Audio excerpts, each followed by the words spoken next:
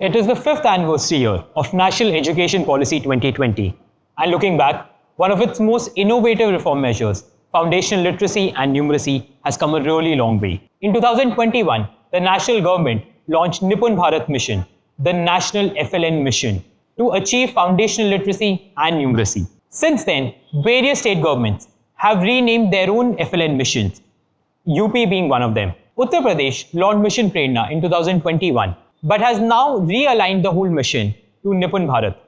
The main implementation of the mission is happening at the district level. Central Square Foundation has been supporting Jhansi District Administration with a dedicated district project management unit to implement the FLN mission. Jhansi, which is home to over 1100 FLN grade schools and over 45,000 government school students studying in grade 1 to 3, has been a model in its implementation of the FLN mission. Jhansi became unique in its diagnosing of the problem after a very thorough data analysis exercise, which including correlated 26 indicators with the student learning outcome, which resulted in the creation of a very targeted Nipun action plan. In this episode of our special Edge Talk series called Nipun Ki Neev, I will be in conversation with the Chief Development Officer of Jhansi, Shri Junaid Ahmed, to discuss the various ways in which they have been implementing FLN mission in their district.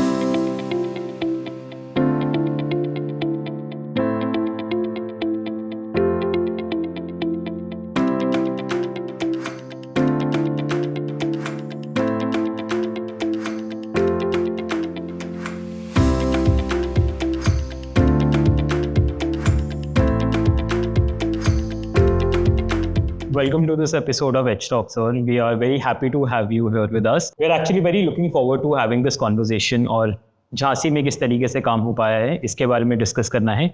But before we deep dive into Nipun and the focus areas, we would like to move the spotlight briefly on you. So we have watched in a lot of interviews that your academic journey in school was not very particularly remarkable, and yet you were able to achieve All India Rank 3 in Civil Services examination. So just wanted to understand what was that motivation like and what led you to this path of actually excelling in this exam and continuing in this journey for so long. So Kunal, I have given answer a lot of time to these kind of questions, but मुझे लगता है ना कि एक moment आता है life में when you find a purpose in life. तो एजुकेशन का भी वही चीज़ रहती है कि आप पढ़ते हो, स्टार्टिंग में स्कूलिंग होती है, ये रहता है, तो मे बी कभी कभी आप फ्लो के साथ जा रहे होते हो एंड कि पेरेंट्स ने कहा ये करना है वो करना है तो आप कर रहे हो, and then a moment comes where you think के what you actually want to do in life या क्या पर्पस है लाइफ का. तो मेरा भी इंजीनियरिंग करने के बाद वो एक मोमेंट था जहाँ पे I sat and I thought कि लाइफ के साथ क्या करना है, and I was looking for something that is meaningful जो कि मुझे satisfaction दे सके. तो बिकॉज मेरे पेरेंट्स फैमिली में लॉयर्स हैं एंड वो एक ब्यूरोक्रेटिक सेटअप में मैंने देखा है चीज़ों को आसपास, तो मुझे लगा कि दिस सर्विस इज समथिंग जहाँ पे ये सारी चीज़ें आपको मिल सकती है. आपको एक लोगों के लिए काम करना हो, चाहे एक पर्सनल सेटिस्फैक्शन हो कि what you are doing is something that brings change in lives of people, तो वो एक जो चीज़ होती है जो आप एक सर्विस से ढूंढते हो वो सिविल सर्विसेज में मिलती है. एंड देन आई डिसाइडेड कि हाँ करना है, and once you decide something कि या ये करना है you find ways to do it. तो मेरे साथ भी यही हुआ कि इंजीनियरिंग तक में भी उतना अच्छे से I was not focused on my academics या my education, but once I found that purpose कि मुझे सिविल सर्विसेज करना पड़ रहा है, मुझे वो रास्ते खुद ब खुद मिलते गए. एंड वो क्लियर करने का फंडा सिविल्स का everyone says, and it's a very common thing कि आप जितना ज़्यादा डेडिकेटेड रहोगे, जितना ज़्यादा ऑर्गेनाइज रहोगे, हार्डवर्क करोगे, उतना आपको रिजल्ट मिलता है. एंड थोड़ा सा लक भी लास्ट में चाहिए होता है.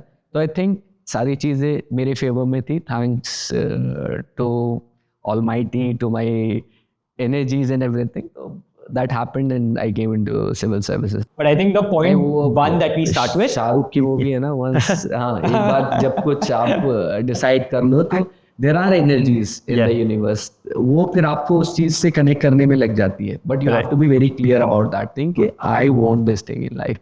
Completely agree with you and understanding कि purpose बहुत ज़्यादा ज़रूरी हो जाता है. Now slightly shifting the gears and तो इसी पर्पस के साथ नेशनल एजुकेशन पॉलिसी 5 साल पहले लाई गई थी एंड कि क्वालिटी एजुकेशन बढ़ाई जा सके, जिसमें एफएलएन का पहली बार ही मेंशन किया था.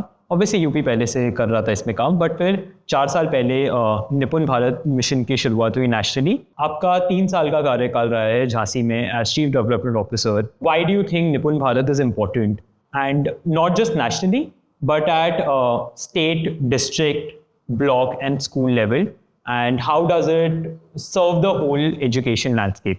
See, अगर हम लोग FLN फाउंडेशनल न्यूमरेसी लिटरेसी की बात करें तो time and again this has been proved कि जो बच्चे की स्टार्टिंग की एजुकेशन होती है 0 to 6 years, 0 to 5 years, उसके बाद के 2-3 साल दे आर सो इम्पॉर्टेंट, क्योंकि उस टाइम बच्चे का मेंटल डेवलपमेंट हो रहा होता है और वो चीज़ों को बहुत जल्दी पिक करता है. वहाँ पे उसको जिस तरीके की चीज़ें आप सिखाते हैं करते हैं वो उसको लाइफ टाइम आगे तक याद रहती है. तो निपुण जो हमारा गोल है या टारगेट है जो गवर्नमेंट का है, वो चाहे नेशनल लेवल पे हो, चाहे स्टेट लेवल पे हो, ब्लॉक लेवल पे हो, तो वो फाउंडेशनल आप कैसे बिल्टअप कर सकते हैं, न्यूमरेसी हो चाहे वो लिटरेसी हो, एक बच्चे में, छोटे बच्चे में, उसके गोल्स हम लोगों को सेट करने हैं. क्योंकि वी आर फोकस्ड, अगर आप इंडिपेंडेंस के बाद से हम देखें तो हायर एजुकेशन पे बहुत ज़्यादा फोकस हुआ है.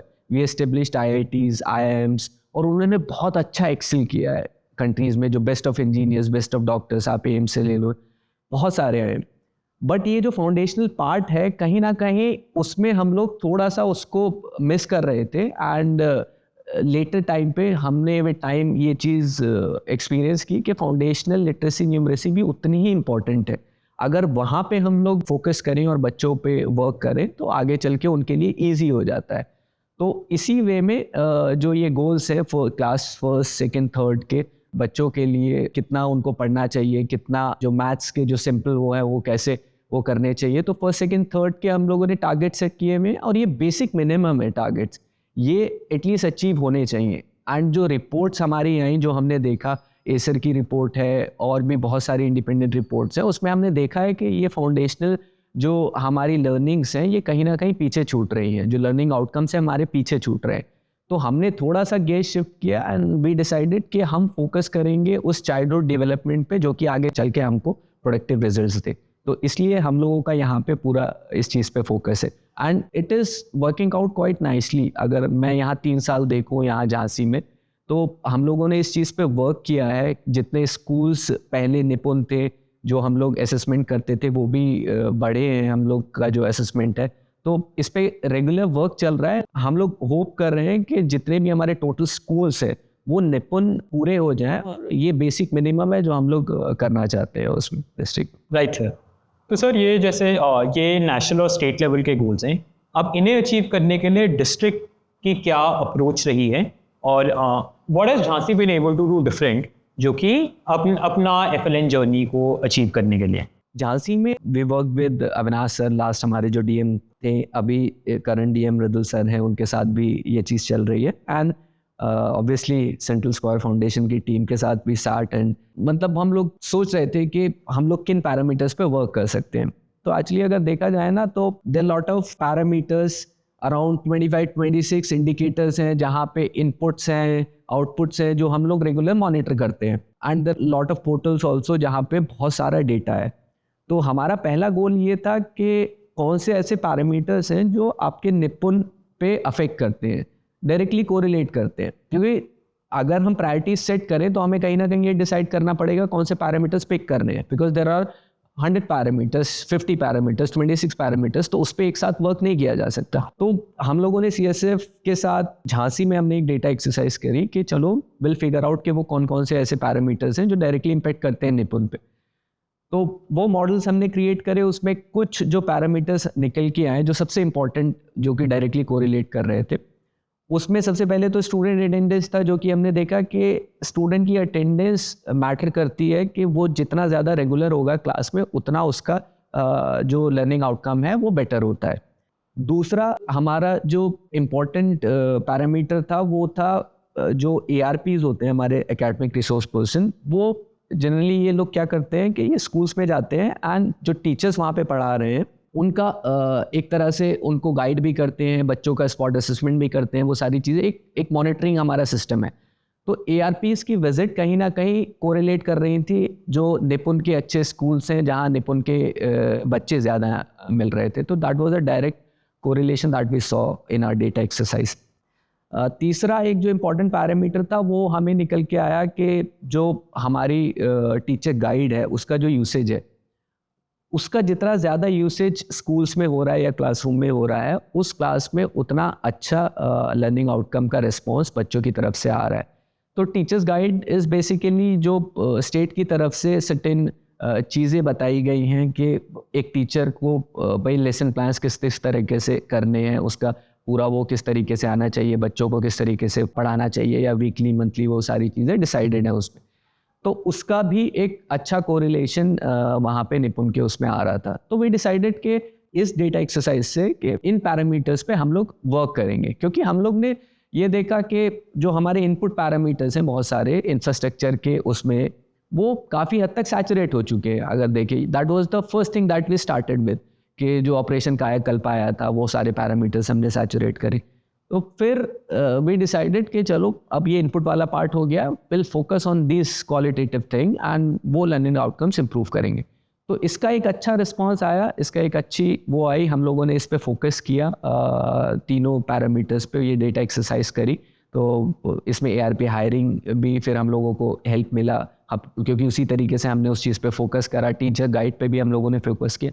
तो that's how the whole thing is coming out. और हम लोग उम्मीद कर रहे हैं कि झांसी में अभी आने वाले टाइम में और भी अच्छा हम लोग निपुण स्कूल्स को इसी स्ट्रैटेजी से आगे लेके जाएंगे। Right sir. तो सर आपने मेंशन किया है कि काफ़ी सारे पैरामीटर्स पे हमने काम किया था। हाल ही दिनों में in the last couple of months a lot of national and state level reports have been release, a lot of assessment reports have been release. तो उसमें हमने चेक किया था परफॉर्मेंस ग्रेडिंग इंडेक्स जो ministry of education government of India निकालती है, उसमें district की रैंकिंग करती है। तो Jhansi has been one of the top performing district उसमें 2 years कंसेक्यूटिवली। सो एंड उस पर जो भी हमने जो मापदंड उसके देखे थे, इनपुट लेवल पे चीज़ें बहुत ज़्यादा अच्छी जा रही हैं, कहीं ना कहीं पे आउटपुट लेवल पे अभी भी there is a scope of improvement. तो what is the administration approach towards that and how are we ensuring कि जो लर्निंग गैप है वो हम कम से कम कर सकें? नहीं देखो, ये चीज़ है, मैंने भी एनालिसिस किया था एंड भी फिगर दिस आउट। ये पॉलिसी मेकिंग में भी तुम्हें ये एग्जाम्पल आपको दिखता है कि when you put in certain inputs, आपको आउटपुट लेने में कुछ ऐसे एरियाज हैं या फील्ड्स हैं उसमें थोड़ा टाइम लगता है। We call it gestation period. In health and education, ये दोनों ऐसे सेक्टर्स हैं जहाँ पे वो जेस्टेशन पीरियड होता है उस पर्टिकुलर चीज़ का। तो हम लोगों ने यहाँ पे देखा कि हमारे इनपुट्स जो हैं हम लोगों ने उस पर वर्क किया, चाहे वो इंफ्रास्ट्रक्चर वाले इनपुट्स हो जो हम लोग प्रोवाइड कर रहे हैं, या हमारे टीचर्स से रिलेटेड इनपुट्स हो, या स्टूडेंट अटेंडेंस से रिलेटेड इनपुट्स हो, या हमारे जो बुक्स हैं या लर्निंग मटेरियल उससे रिलेटेड इनपुट्स हो। तो we have worked on that part and I feel के there is a certain gestation period that is required and I am very hopeful कि इसको नेक्स्ट कुछ टाइम में इसके पॉजिटिव रिजल्ट हमें दिखने शुरू हो गए। उस कंपैरिजन में नहीं दिख रहा है जितना होना चाहिए लर्निंग आउटकम्स, बट वो आ रहा है। जो हमारा जो असेसमेंट हुआ था उसमें भी काफ़ी इम्प्रूवमेंट था। And one more thing that I want to add here is के बहुत सारी कुछ चीज़ें हैं ना, जैसे कल परसों ही मैं पढ़ रहा था कि उसमें बच्चों का ना इस टाइम पे, आज के टाइम पे अगर देखो तो जितना तेज़ी से दुनिया चेंज हो रही है and the requirements which are there education के, उसमें भी इस टाइम पे सीखने से ज़्यादा ना अनलर्न और रीलर्न का कॉन्सेप्ट इज़ मोर इम्पॉर्टेंट। तो हम लोग कहीं ना कहीं अभी उस फेज़ में फंसे हुए हैं जहाँ पे हम लोग उसमें एडिशन सब्ट्रैक्शन और उस चीज़ में बच्चों को वो कर रहे हैं। मोर इम्पॉर्टेंट इज़ कि उनकी वो क्रिएटिव लर्निंग हम लोग कैसे निकाल के लाएं, ताकि क्योंकि आज के टाइम पे क्या है ना कि आज AI का ज़माना है, आज डेटा का ज़माना है, आज मतलब you don't need to do rote learning या मगअप नहीं करना है। इतनी जल्दी चीज़ें आउटडेटेड हो रही है ना कि एक फ़ोन आप लोगे वो 6 महीने बाद 8 महीने बाद वो लगता है वो स्लो चल रहा है। तो कॉन्स्टेंटली आपको उसको अनलर्न करना है और रीलर्न करना है। वो आपकी अगर कैपेसिटी नहीं है तो वो बहुत डिफिकल्ट हो जाता है। निपुण के उसमें मतलब I just want to add कि जैसे अभी कल परसों ही मैं अर्ली चाइल्डहुड केयर का पढ़ रहा था, वो भी एनईपी का ही एक पार्ट है, नेशनल एजुकेशन पॉलिसी का। तो निपुण में तो बच्चे आ रहे हैं फर्स्ट से थर्ड में, लेकिन early childhood care is from 3 to 6 years। So that those 3 years are also very important, जो आंगनबाड़ीज में बच्चे जा रहे हैं। तो हम क्या कर रहे हैं, फर्स्ट से फोकस कर रहे हैं। हम we are putting lot of inputs first class में, सेकंड क्लास में, एंड वो एकदम से आउटकम हम देखना चाह रहे हैं। बट क्या है कि जो वो 3 साल है, जो 3 to 6 years है, वो भी कहीं ना कहीं मैटर करते हैं। तो अभी जैसे सेंट्रल गवर्नमेंट, स्टेट गवर्नमेंट ने ECC एजुकेटर्स अपॉइंट कर रहे हैं आंगनबाड़ीज में। जैसे कि ये, क्योंकि प्राइवेट स्कूल्स में UKG LKG nursery is very common, but government schools में नहीं था, वहाँ फर्स्ट से आते हैं। लेकिन उससे पहले के 3-4 साल वो घर पे ही आंगनबाड़ी में उतने अच्छे से वो नहीं हो पाता था। तो that is also a very good concept कि ECC educators government is coming up with, जो कि आंगनबाड़ी में स्पेसिफिकली उन बच्चों के लिए अपॉइंट होंगे। तो जो हम फर्स्ट से उन पे फोकस कर रहे हैं, वही फोकस उनका 2-3 साल पहले से आ जाएगा। तो वो वाली जो एक लर्निंग कैपेसिटी वो डेवलप होगी ना, that will also reflect here. There is also another point that I will pick up, जो कि आपने मेंशन किया था, लर्निंग एंड अनलर्निंग, जो बहुत ज़्यादा ये इंपॉर्टेंट दिखा देता है कि टीचर इसमें स्पेशली FLN अचीव करने में टीचर का सबसे बड़ा योगदान होता है, क्योंकि ultimately it's the teacher in their classroom teaching the students, and it's a direct teaching learning practice that we have to talk about. So how exactly are we looking at that teacher development process, and कि वो किस तरीके से काम करें या वो किस तरीके से बेस्ट वे में अचीव टारगेट्स को कर पाएँ, एंड टारगेट्स नॉट एट कि just at a goal level, कि हर एक बच्चा एक्चुअली बुनियादी साक्षरता और संख्या ज्ञान अचीव कर पाए। इसे करने के लिए हम क्या क्या कर पा रहे हैं? नहीं, देखो टीचर्स ना, I feel they play the most important role in child's education. अगर एक स्कूल में टीचर मोटिवेटेड है और वो पढ़ाना जानता है, मैंने कई बार देखा है ना, एक बहुत नॉलेजेबल इंसान अच्छा टीचर नहीं है, और एक उतना नॉलेजेबल नहीं है लेकिन वो बहुत अच्छा टीचर है। तो there is a difference between teaching and a knowledgeable person. Teacher को आपको मोटिवेटेड कैसे रखना है वो आ जाता है। तो फर्स्ट थिंग आई फील कि टीचर ट्रेनिंग, जैसे लर्न अनलर्न रीलर्न की बात है ना, टीचर के साथ एक स्टेटस कोइज्म है कहीं ना कहीं। तो टीचर ट्रेनिंग यहाँ पे इंपॉर्टेंट हो जाती है। टीचर ट्रेनिंग में जब हम बात करते हैं, उसमें यही चीज़ मैं सबसे इम्पॉर्टेंट कहता हूँ कि जैसे विद टाइम ना चीज़ें बहुत चेंज हो रही हैं। चाहे चाइल्डहुड एजुकेशन हो, जैसे हम अभी अगर CSF की मैं बात करूँ, तो you came up with this quarterly academic priorities. तो जो हम उनको पेजर बना के दे रहे हैं, that is a very focused approach कि ये इस क्वार्टर में हमें ये चीज़ें पढ़ानी है बच्चे को। आप पूरी बुक दे दोगे, पूरी वो पढ़ा रहे हैं, उसमें उतना फोकस वे में नहीं होती है। तो ये QAPs का जो कॉन्सेप्ट है, it's a very good concept कि दे आर फोकस्ड, हाँ ये चीज़ें होनी चाहिए and they are doing that. तो टीचर की हैंड होल्डिंग इंपॉर्टेंट है। दूसरा, टीचर ट्रेनिंग में क्या होता है कि जो बेस्ट प्रैक्टिसेस हैं टीचर्स की, जब आप उनको बुलाते हो, FLN ट्रेनिंग होती है, एनुअल ट्रेनिंग होती है, तो आप उनको ब्लॉक्स पे बुलाते हो, डिस्ट्रिक्ट पे बुलाते हो, and you ask them to sit with all their peers and this sit, and उसके बाद भी वो सारी चीज़ें देखते हैं, वो सीखते हैं। तो दैट इज़ समथिंग जो कि वो अपने आप को अपडेट करते हैं। जैसे अभी ECC है, तो अभी तक उनको उस कॉन्सेप्ट का पता ही नहीं है। अभी टीचर्स का ये है कि हाँ कैसे फर्स्ट के निपुण गोल से सेकंड गोल से, और मैं हमेशा कहता हूँ ये तो बहुत ही बेसिक है। ये रीडिंग राइटिंग ये तो बहुत बेसिक है कि आप दो उसका डिजिट का एडिशन सब्ट्रैक्शन कर पा रहे हैं या नहीं कर पा रहे, वो बहुत ईजी है। इसके ऊपर हमें जाना है, बहुत ऊपर जाना है। अगर हमें वो क्रिएटिव पोटेंशियल जो है बच्चों को अनलॉक करना है, तो इससे कहीं ऊपर हम लोग को लेके जाना है। तो उसमें टीचर्स का रोल ये आता है कि वो उस पूरे इकोसिस्टम को क्रिएटिव कैसे बना सकते हैं, कैसे बच्चे अपनी बात रख सकें, वो कर सकें। उसके बाद टीचर्स की आप उसके लिए ARPs का कॉन्सेप्ट जो हम लोगों ने डिस्कस किया, वो इम्पोर्टेंट हो जाता है कि ARPs जो स्कूल्स में जाते हैं, वो टीचर्स को देखते हैं कि किस तरीके से वो पढ़ा रहे हैं, किस तरीके से वो बच्चों को वो कर रहे हैं। वहाँ पे कोई अगर इशू आता है तो वो उनको बताते हैं, डिस्कस करते हैं। तो वो एक इम्पॉर्टेंट वो होता है। फिर मैं मानता हूँ कि टीचर्स का ना मोटिवेशन के लिए उनका रिकग्निशन बहुत इंपॉर्टेंट होता है। झांसी में अगर आप सब मिला के टीचर्स की बात को 6,500-7,000 टीचर्स हैं, परमानेंट टीचर शिक्षा में सब मिला लोगे, तो 7,000 इज़ अ बिग नंबर, है ना। अब उसमें कौन अच्छा कर रहा है कौन बुरा, अगर उनको लगता है कि यार हमारा तो इतना बड़ा नंबर है, हम लोग दिख ही नहीं रहे हैं, तो when you recognize them, when you recognize their achievements कि they have done something good, उनके स्कूल ने अच्छा किया, उनको रिवॉर्ड करते हो DTF में या फिर कहीं पे, जैसे 15 अगस्त आने वाला है अभी, तो हम लोगों ने कुछ टीचर्स को भी सेलेक्ट किया है अवार्ड देने के लिए, तो दैट कीप्स देम मोटिवेटेड कि हम लोग अच्छा करेंगे तो वो करेंगे। दूसरा, मॉनिटरिंग भी इंपॉर्टेंट है, दे शुड नो कि they are being watched.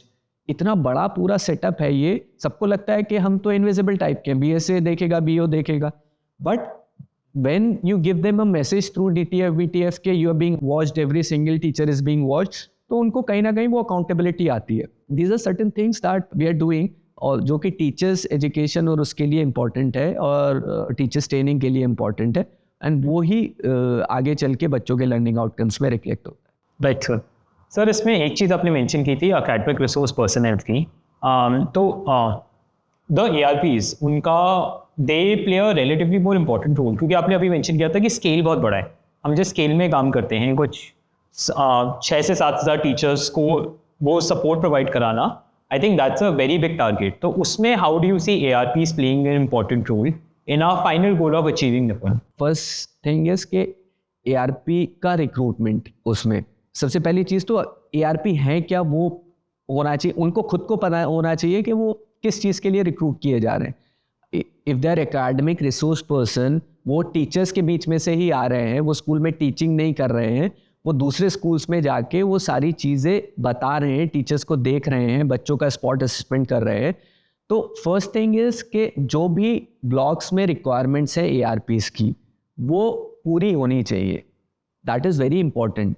Math, science, English, जितने भी आपको चाहिए हर एक ब्लॉक में, वो पूरे होने चाहिए। जब तक वो पूरे नहीं होंगे तब तक वो विजिट्स नहीं हो पाएंगी, तब तक वो सब्जेक्ट्स कवर नहीं हो पाएंगे। Recruitment is something that is important, and Jhansi में हम लोगों ने उस चीज़ पे फोकस किया है कि recruitment around 27-28 ARPs I think हम लोगों ने रिक्रूट कर लिए हैं, एंड उसके बाद उनकी ट्रेनिंग आ जाती है कि दे शुड नो कि उनको करना क्या है।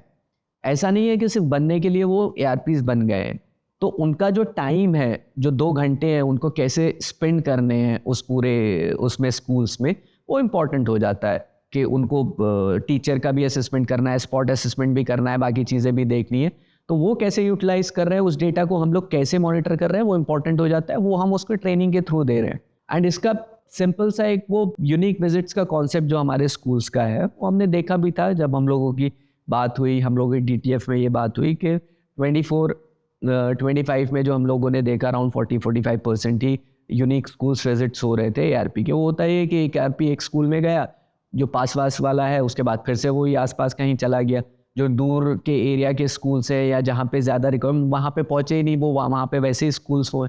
जब हम लोगों ने मॉनिटर करा उस चीज़ को, तो दैट इम्प्रूव सब्सटैंशियली 25 में, जनवरी से मार्च में काफ़ी कंसिडर उसमें नंबर्स में वो इम्प्रूव हुआ। वो अराउंड 70-80% तक, 88% तक वो यूनिक स्कूल्स विजिट हुए। तो जब ARP स्कूल विजिट करेंगे, उनको ये पता होगा उनको करना क्या है, वो टीचर्स का असेसमेंट कर रहे हैं और स्टूडेंट्स के साथ असेसमेंट कर रहे हैं, उस चीज़ को हम लोग मॉनिटर कर रहे हैं, तो वो एक पूरा इकोसिस्टम क्रिएट होता है जहाँ पे ये पूरा जो लर्निंग आउटकम का वो है वो बेटर होता चला जाता है। And we have seen this in our Jhansi results also. So this is how we are working with our ARPs in Jhansi. So just wanted to understand कि क्या डेटा एक्सरसाइज से कुछ ऐसे इंटरेस्टिंग इंसाइट्स निकले थे which were fascinating और जो कि हमें एक नया डायरेक्शन दे पाए in the manner in which we wanted to work?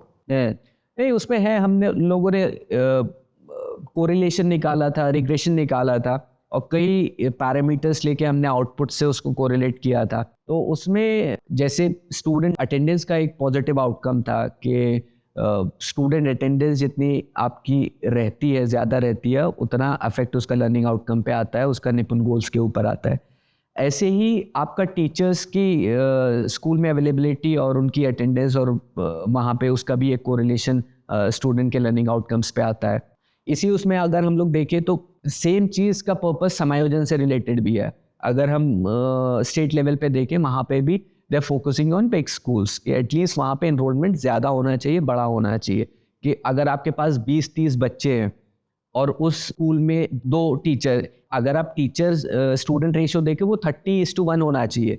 तो अगर 30 बच्चे हैं तो उस हिसाब से तो 1 टीचर होना चाहिए। तो अगर 30 बच्चों पे 1 टीचर के साथ, तो वो कैसे क्लासेस कैसे लेगा? सपोज 30 बच्चे 10 एक क्लास में हैं, 5 एक क्लास में हैं, 3 एक क्लास में हैं, तो वो क्या करते हैं, सबको क्लब करके बिठा देगा, एक साथ उनको पढ़ा देगा। तो that's not how it works. तो आपके इम्पॉर्टेंट हो जाता है कि अगर आपके पास इनरोलमेंट ज़्यादा है इस बच्चों का, तो वो वायबल हो जाते हैं, वो स्कूल्स भी वायबल हो जाते हैं, वहाँ पे टीचर्स अवेलेबिलिटी भी ईजी हो जाता है, वहाँ पे इंफ्रास्ट्रक्चर प्रोवाइड करना भी ईजी हो जाता है। तो उसका एक डायरेक्ट कोरिलेशन हमने अपने डेटा में देखा था कि टीचर्स की अवेलेबिलिटी, टीचर्स की अटेंडेंस भी डायरेक्टली कोरिलेट करती है इस चीज़ से। तो ये चीज़ आती है। दूसरा, हमारा जो टीचर्स गाइड है, मैंने जैसे पहले बताया था कि उसका भी कहीं ना कहीं उससे रिलेशन है लर्निंग आउटकम से, जो हमने डेटा में देखा था। ARPs का विजिट जो रहता है स्पॉट असेसमेंट का, और उसका वो भी कहीं ना कहीं निपुण पे वो करता है डायरेक्टली नंबर्स में। We did a lot of exercise and we found surprising data भी हमें उसमें मिला था, वो नंबर से रिलेटेड कैसे कैसे वो 1% चेंज कर रहा है, कैसे किस चीज़ को वो करने से हमारा निपुण गोल शिफ्ट हो रहे हैं। तो एग्जैक्टली मैं उसको वो नहीं कर पा रहा, बट मोटा मोटा जो ये है, ये सारे इनपुट पैरामीटर्स जो थे वो उस पर अफेक्ट करते हैं लर्निंग आउटकम्स, जो हमारे डेटा एक्सरसाइज से पता चला था। And I think this was one of the first time when a district use a state data to actually pinpoint कि हम इसे वो करेंगे, इस पे ज़्यादा फोकस करेंगे तो ये हमारे आउटकम को, इन इंडिकेटर्स पे ज़्यादा फोकस करेंगे तो वो आउटकम पे सबसे ज़्यादा इम्पैक्ट करेगा। सर, आपने एक चीज़ मेंशन की थी स्टूडेंट अटेंडेंस की। Now Bundelkhand region has a lot of economic hardships. यहाँ पे लोगों को, क्योंकि इकोनॉमिक अपॉर्चुनिटीज थोड़ी लिमिटेड है, तो lot of people migrate for work. So how do we see that impacting student attendance in the long run? And what are some of the steps जो कि हम ले पा रहे हैं उस चीज़ को टैकल करने के लिए? नहीं, बुंदेलखंड में सीजनल माइग्रेशन होता है, बट आई डोंट थिंक मतलब वो अब इतना प्रॉब्लमेटिक अभी तो मुझे नहीं लगता है। ये एक पुराना चला आ रहा है कि Bundelkhand is a very dry area. अभी तो इस वक्त मानसून, इस साल तो इतनी बारिश हुई, आप बाहर निकलोगे ऐसा लगेगा कि आप, मतलब हमारे डिस्कशंस में था कि चेरापूंजी टाइप हो रखा है झांसी। तो मतलब it's no more a dry area उतना जो कहा जाता था, और डेवलपमेंट मतलब अच्छा खासा हुआ है। You have a lot of opportunities है। अभी यहाँ पे हम government is coming up with industrial development authority also Bundelkhand. So वो उससे मतलब वो एक पुरानी चीज़ है, मतलब आई फील कि माइग्रेशन वाला पार्ट। बट हाँ, मुझे लगता है कि season to season attendance vary करती है, और उसके मल्टीपल फैक्टर्स होते हैं, they are common across the state या अक्रॉस द कंट्री ऑल्सो। उसमें एक चीज़ ये आती है कि जब एग्रीकल्चर सोइंग होती है तो वहाँ पे कहीं ना कहीं, क्योंकि रूरल एरियाज़ में जो बच्चे होते हैं वो पेरेंट्स का हेल्प करते हैं उसमें, तो एग्रीकल्चर सोइंग के टाइम पे थोड़ा सा वो अटेंडेंस पे अफेक्ट आता है। दूसरा, जब वेदर डिस्टर्बेंसेस होते हैं, रेनफॉल है या कुछ है, तो रोड पानी भर जाता है या कच्चा है या कुछ है, उस पीरियड में थोड़ा सा आता है। फिर मानसून या सीजनल चेंज में जब डिसीजेस का इशू होता है, जब कभी वायरल होने लगता है या वो सारी चीज़ें आती हैं, सीजनल फीवर होता है, उस टाइम पे काफ़ी ज़्यादा वेरिएशन हम लोगों की जो स्टडीज़ हैं उसमें देखने को। But they're similar across the state या कंट्री, ये सारे पैरामीटर्स हैं। या सेल्फ एम्प्लॉयमेंट वाले जो पेरेंट्स होते हैं, उनके छोटे छोटे जो उनके काम होते हैं, उसमें कभी कभी ऐसा होता है उनका पीक सीज़न होता है कुछ चीज़ बेचने का या करने का, तो वो अपने बच्चों को थोड़ा सा इंगेज कर लेते हैं। तो उसमें तो ये रीजंस हैं कि क्यों अटेंडेंस अफेक्ट होती है, खासकर रूरल एरियाज़ में। हम लोगों ने इस पे वर्क किया कि हम लोग इसको कैसे इम्प्रूव कर सकते हैं। तो there were certain steps which we took. उसमें सबसे इम्पॉर्टेंट हो जाता है कि आपको बच्चे को, सबसे पहली चीज़ तो ये है कि आप उसको इंगेज करके कैसे रख सकते हो। स्टूडेंट अटेंडेंस के लिए इम्पॉर्टेंट है कि बच्चा, मतलब it should not be a pull factor from our side कि हम खेत रहे हैं बच्चे आओ आओ, should be a push factor from their side only कि स्कूल जाना है, स्कूल जाना है। हम लोग भी जब बचपन में छोटे थे तो स्कूल मतलब ऐसा नहीं होता था, जब कभी कोई वैसा इवेंट है या को करिकुलर एक्टिविटी है या ग्रुप एक्टिविटी है या कुछ है, तो हमें लगता था हाँ आज तो चलना ही है, आज तो जाना ही है, स्कूल में ये होगा, सब लोग वो करेंगे। तो that should be a push factor parents के साइड से भी और बच्चे के साइड से भी। तो उसके लिए हमने एक एक्सपेरिमेंट किया था। लास्ट जो हमारे डीएम थे उनसे हम लोगों ने डिस्कस किया और वो किया कि हम लोग इंटरेक्टिव वीडियोस का एक सेशन हम लोग रख सकते हैं क्लास में। तो वो may be in the starting of the class या फिर बीच में या कहीं पे भी जहाँ पे बच्चे को हम लोग होल्ड करके रख सके। तो वो हम लोगों ने वो यूट्यूब लर्निंग वीडियोस का एक कॉन्सेप्ट स्टार्ट किया कि बच्चों को कार्टून्स पसंद होते हैं, वो पसंद होते हैं, तो वो मे बी उनको उस एक्टिविटी में इंगेज कर सकें। तो इसका पॉजिटिव रिजल्ट हमें मिला था उसका बच्चों का। तो ये एक चीज़ थी जहाँ पे हमने देखा कि स्टूडेंट अटेंडेंस हम लोग जो है वो किस तरीके से कर सकते हैं।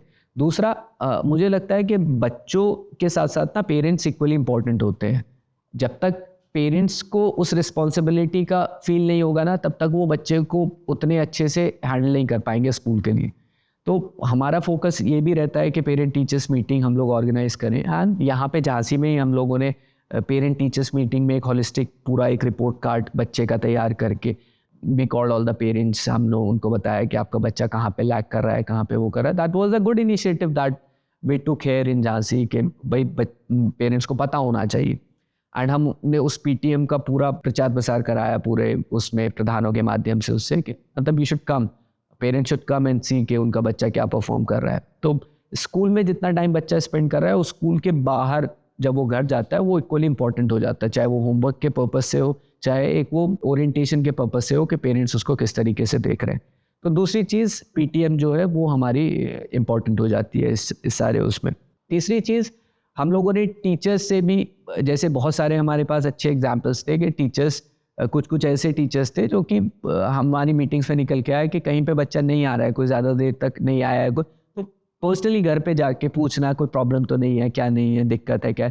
Parents and the student feels के ही और she is important, the teacher is coming, school से कुछ लोग आ रहे हैं पूछने के यार क्या हो गया, कोई दिक्कत तो नहीं है। तो that is something put this thing in the mind of child या पेरेंट के हाँ मतलब इसका थोड़ा सा फोकस है, टीचर भी फोकस कर रहा है, स्कूल भी फोकस कर रहा है। तो वो उस तरीके के इनिशिएटिव में स्टूडेंट अटेंडेंस में वर्क करते हैं। उसके बाद बाकी चीज़ें जैसे लर्निंग मटेरियल है उसको टाइमली हम लोगों को पहुंचाना ताकि बच्चों के पास बुक्स वर्क बुक्स प्रॉपरली रहें, सारी चीज़ें डीबीटी जो जाती है बच्चों के पास वो टाइमली पहुँचे ताकि उनके जो ड्रेस है एक नया वो रहता है ना, खुशी रहती है, नई ड्रेस, नए बुक्स, नई वो सारी चीज़ें तो वो पहुँचे। तो ये सारी चीज़ें थी जो we did and we are trying के स्टूडेंट अटेंडेंस हमारी जो है वो बढ़ती रहे।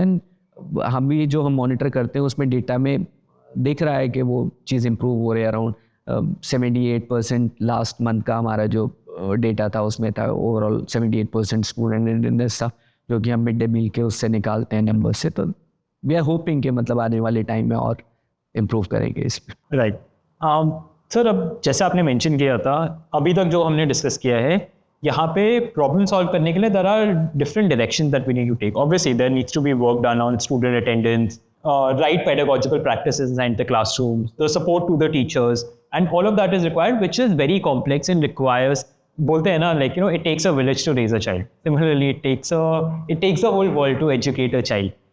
So us context mein, how do you think the civil society organization or NGOs can better support the government in ensuring that these education outcomes are being fulfilled and ज़्यादा से ज़्यादा बच्चे अच्छी तरीके से पढ़ पा रहे हैं और अच्छी तरीके से जो भी उन्हें अपने लर्निंग आउटकम्स अचीव करने हैं वो अचीव कर पा रहे हैं? इसमें से गवर्नमेंट ना एक लिमिटेड डोमेन में वर्क करती है एंड कहीं ना कहीं मतलब हम एक्सेप्ट करें या ना करें, जो गवर्नमेंट ऑफिसर्स होते हैं ना वो भी एक पर्टिकुलर एक टनल, एक पर्सपेक्टिव आप कह लो, उसमें चीज़ों को देख रहे होते हैं क्योंकि वो इनसाइडर्स होते हैं उस ब्यूरोक्रेटिक सिस्टम के, उस गवर्नमेंट सिस्टम के।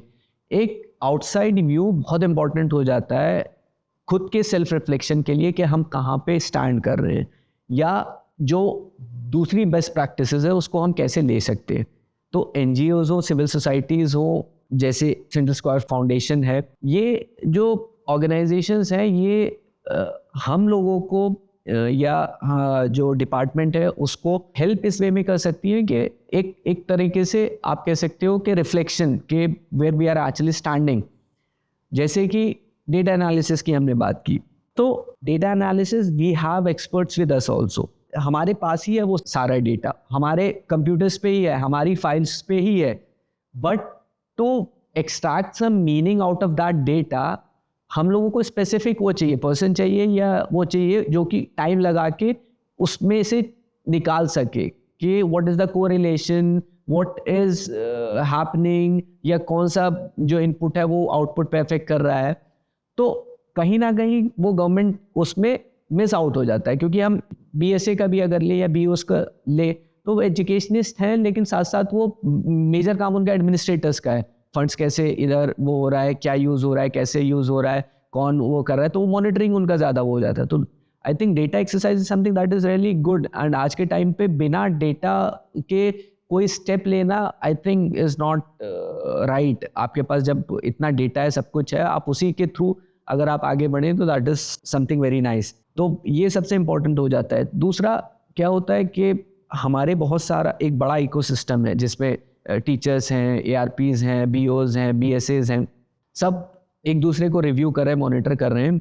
बट कभी कभी क्या होता है कि वो एक चीज़ ना चल रही है, स्टेटस कोइज्म चल रहा है कि हाँ हो रहा है, तो उस चीज़ को मॉनिटर करने के लिए या देखने के लिए इट्स नॉट समथिंग कि आप उनको कोई चीज़ वो कर रहे हो, आप क्या करते हो कि कोई चीज़ छूट रही है या देयर सर्टेन शॉर्टकमिंग्स किसी भी चीज़ में, या कोई चीज़ कैसे इम्प्रूव हो सकती है, तो आप अपने सजेशंस दे सकते हो। एंड वो सजेशंस मतलब वो यूज़फुल या मीनिंगफुल ज़्यादा इसलिए होते हैं क्योंकि वो एक डिफरेंट पर्सपेक्टिव से आ रहे हैं, एक डिफरेंट उससे आ रहे हैं, तो वो हमारे लिए ज़्यादा इंपॉर्टेंट हो जाता है।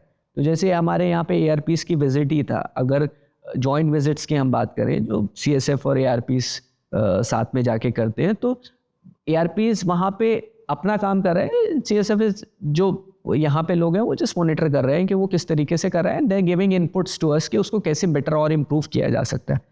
तो that is something how we can engage NGO civil societies in our work कि कैसे उसको बेटर वो किया जा सकता है। तीसरा मैंने वही बताया कि बेस्ट प्रैक्टिसेस और सारी चीज़ें, अगर BSA या वो यहाँ पे वर्क कर रहा है, CSF is working in different districts, different states, ऐसी बहुत सारी ऑर्गेनाइजेशंस हैं मल्टीपल लेवल पे। They have a perspective of the whole country, also different practices of the world also. So उस चीज़ को हम लोग कैसे इम्प्लीमेंट कर सकते हैं वो भी इम्पॉर्टेंट हो जाता है हमारे सेटअप में। तो ये सारी चीज़ें होती हैं जिससे गवर्नमेंट सेटअप को जो सिविल सर्विसेज ये जो ऑर्गेनाइजेशंस होती हैं, NGOs होते हैं, वो हेल्प कर सकते हैं। सर, जैसा हमने अभी पहले बात करी थी कि जो आपने कॉन्सेप्ट दिया था लर्न एंड अनलर्न का, तो हमारे आसपास the world is changing at a very drastic rate. बहुत जल्दी बहुत सारी चीज़ें चेंज हो रही हैं, स्पेशली टेक्नोलॉजी बहुत फास्ट रेट में एडवांस कर रहा है। How do you see technology and particularly AI in today's time play a very crucial role in education in the manner in which we teach, we learn and the whole ecosystem? How do you think that will impact it? Firstly, I think the world is changing and AI आजकल it's a buzzword, हर जगह आप देखो artificial intelligence, but I feel ना कि it can be an enhancer, अब वो replace नहीं कर सकता है। टीचर की जो pedagogy है या skills हैं, वो सारी चीज़ें आप AI के थ्रू या उसके थ्रू वो सेल्फ अपने आप का चीज़ों को देख सकता है, रिफ्लेक्ट कर सकता है अपनी चीज़ों पे, वो चीज़ें सीख सकता है, बट अल्टीमेटली जो ह्यूमन एंगल है ना, दैट विल ऑलवेज रिमेन। तो how to use AI and technology, that becomes important. आप उसके ऊपर कम्प्लीटली डिपेंड, मेरा मानना है कि उसके ऊपर कम्प्लीटली डिपेंडेंट नहीं हो सकते, तो उसका बेस्ट यूज़ कैसे कर सकते हैं, दैट इज़ इम्पॉर्टेंट। तो अगर एजुकेशन में हम देखें तो जो हम लोग झांसी में यहाँ पे, I think it's a first of a kind thing जो CSF एंड आप लोगों ने यहाँ पे जो टीचर एप्लीकेशन है, एक AI की सखी एप्लीकेशन जो लॉन्च की है, उसके थ्रू जो टीचर क्लास में पढ़ा रहा है, what that app is doing ना, वो सिर्फ उसको मॉनिटर कर रहा है कि उसका पूरा जो पीरियड था 30 मिनट का, 40 मिनट का, उसको उसने मॉनिटर किया कि एग्जैक्टली उसने किस टोन में, किस वे में, किस सब्जेक्ट में, किस उसमें कैसे किस चीज़ों को पढ़ाया, एंड बैक एंड पे वो एनालिसिस करके वो टीचर को डेटा दे रहा है कि कहाँ कहाँ पे चीज़ें ठीक हो सकती हैं, बेटर हो सकती हैं, जो हमारी प्रायोरिटीज़ हैं, चाहे हमारा जो एकेडमिक प्रायोरिटीज़ हैं, जो हमारा सिलेबस है, जो टीचर गाइड है, उसमें जो चीज़ें हैं।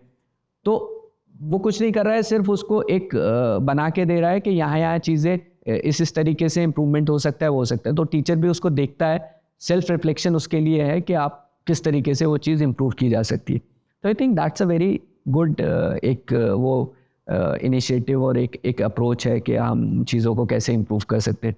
इसी तरीके से AI is being used in multiple ये सेटअप्स, चाहे वो इंटरैक्टिव लर्निंग हो या क्लासेस हो या बच्चों का होमवर्क हो, बच्चों की चीज़ें हो, उसमें सब जगह टेक्नोलॉजी का यूज़ हो रहा है. एंड उसमें लास्ट में एक बच्चे का वो इंटरव्यू देख रहा था, मतलब छोटा सा था, वो कहता वो बैठा था एंड वो एडिशन सब्ट्रैक्शन और वो सारी चीज़ें वो बुक में देख रहा था. एंड ही वाज लाइक कि यार आज के टाइम पे we have calculators, we have computers, we मतलब स्मार्ट वॉचेस, सब कुछ है हमारे पास. मुझे क्यों 27x9 क्या है वो क्यों याद रखना, क्यों टेबल मुझे करना है. I can do that with computers. And वो जब वो नहीं था तब वो था.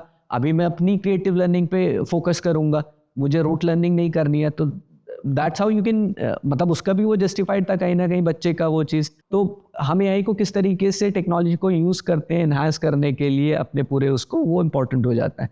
एंड लास्टली मतलब जो मैंने स्टार्ट किया था कि पूरा ह्यूमन पार्ट जो है उसको हम नहीं कर सकते.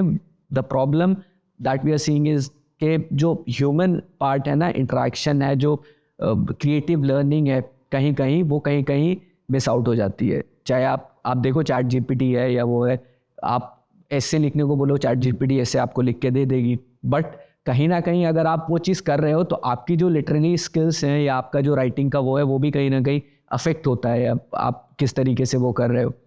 तो ये चीज़ भी कहीं ना कहीं आती है कि आप कितना उस वर्चुअल वर्ल्ड में जा रहे हो और आप जो प्रैक्टिकल रियलिटी है उससे कितना कनेक्टेड हो, कितना वो हो. ये भी एक बहुत बड़ा चैलेंज हो गया आज के टाइम पे. बच्चों को अगर देखो तो वो टैब्स एंड वो पूरा टाइम उस पर. अभी हमारा जो करंट एकेडमिक ईयर चल रहा है, how do you see this academic year and what are some of the priorities that you have and आप what is something that you look forward to achieving towards the end of this year? See, goal is improving the learning outcomes.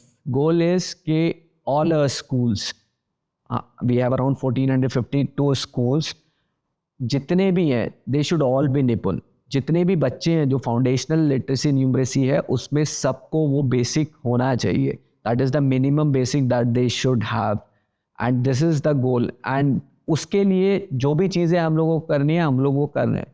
तो उसमें हम लोग अभी जो हम लोगों ने प्रायोरिटीज सेट की हैं, जैसे कि हम लोगों ने बताया कि ARPs का जो रिक्रूटमेंट है, हम लोग ने स्टार्टिंग से ये ट्राई किया कि मैक्सिमम जितने भी ARPs होने चाहिए वो पूरे रिक्रूट हो जाएं. तो मैक्सिमम हो गए, कुछ बचे हैं वो भी हम लोग जल्दी कर लेंगे. उनकी ट्रेनिंग हो जाए अच्छे से. तो we are focusing on that training also कि वो लोग जब स्कूल में जाते हैं तो उनका एक क्लियर कट एजेंडा हो कि किस तरीके से कैसे टीचर्स को असेस करना है, बच्चों को असेस करना है और कैसे उस चीज़ को इम्प्रूव कर सकते हैं. तो हमारा फर्स्ट चीज़ इज़ कि हम लोग ARPs को किस तरीके से एम्पावर कर सकते हैं, किस तरीके से उनका वो कर सकते हैं. दूसरा हमारा फोकस जो है स्टूडेंट अटेंडेंस पे, जैसे हम लोगों ने बात करी, जितनी ज़्यादा हम लोग स्टूडेंट अटेंडेंस करेंगे, जितना ज़्यादा उनको मोटिवेट करेंगे, जितना ज़्यादा उनको रिटेन करेंगे स्कूल्स में, उतना उनका लर्निंग आउटकम इम्प्रूव होगा. तो that's the second thing that we are focusing on. Third thing is कि जो टीचर्स की ट्रेनिंग है, टीचर्स का पार्ट है, उस पर हम लोग फोकस कर रहे हैं कि टीचर की जो एकेडमिक हम लोग, मैंने पहले भी डिस्कस किया, जो हमारी प्रायोरिटीज़ हैं, जिसको हम लोगों ने 3-3 महीने का क्वार्टर बना के हम लोगों ने उनको डिस्ट्रीब्यूट किया, 1 पेजर भी डिस्ट्रीब्यूट किया है. उस पर वो लोग कैसे फोकस कर सकते हैं और टीचर्स रेगुलरली अपने आप को कैसे अपडेट कर सकते हैं, उस पर we are focused. Fourth part is कि हम क्रिएटिव लर्निंग के लिए, जैसे कि हम लोगों ने बात की कि हम इंटरैक्टिव सेशंस उनके लिए कैसे कर सकते हैं, ताकि वो, हम लोग ने मैथ्स लैब का भी एक सेटअप यहाँ पे किया एक स्कूल्स में.